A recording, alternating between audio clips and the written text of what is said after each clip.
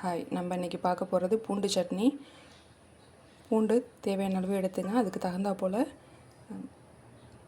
பட்டை மிளகாய், தக்காளி எடுத்துங்க.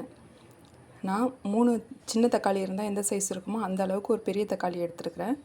மிளகாய் 8 மிளகாய் எடுத்துருக்கேன். பூண்டு 10 பல்லுக்கு மேலே எடுத்துருக்கிறேன்.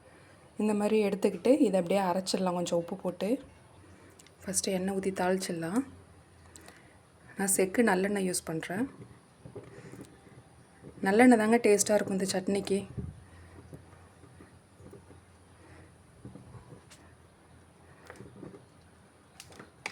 காரம் நான் கம்மியாக தான் வச்சுருக்கேன். நீங்கள் காரம் அதிகமாக தேவை அப்படின்னா இன்னொரு 4 மிளகாய் சேர்த்துங்க. நான் 8 மிளகாய் வச்சுருக்கிறேன். கடுகு பொரிஞ்சிட்ருக்கு. இப்போ நம்ம கருவேப்பிலையும் போட்டுடலாம். நல்லா பொரியட்டும். அதுக்கப்புறம் கொஞ்சம் பெருங்காயத்தூள் போட்டுக்கலாம். சட்னிக்கு பெருங்காயத்தூள் போட்டால் நல்ல ஸ்மெல் நல்லாயிருக்கும், டேஸ்ட்டும் நல்லாயிருக்கும்.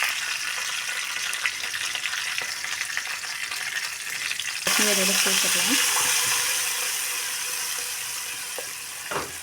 பாருங்கள் எப்படி கலர்ஃபுல்லாக இருக்குது.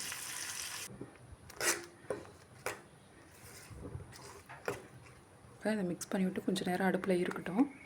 பாருங்கள் வெந்துடுச்சு. அடுப்பை ஆஃப் பண்ணிடலாம். இப்போ இந்த சட்னிக்கு காரம் உங்களுக்கு தகுந்த மாதிரி போட்டுங்க. தக்காளி கொஞ்சம் கூட சேர்த்துங்க. குழந்தைங்களுக்கு கொடுக்குறப்ப தக்காளி கொஞ்சம் கூட சேர்த்துங்க. நல்லா காரம் சாப்பிட்றவங்களுக்கு இது ஓகே. காரம் கம்மியாக சாப்பிட்றவங்களுக்கு கொஞ்சம் தக்காளி கூட சேர்த்துங்க. ரொம்ப காரம் இல்லாமல் இருக்கும், நல்லா டேஸ்டியாக இருக்கும். சட்னி பிடிச்சிருந்தா லைக் பண்ணுங்கள், ஷேர் பண்ணுங்கள், சப்ஸ்கிரைப் பண்ணுங்கள். பாய்.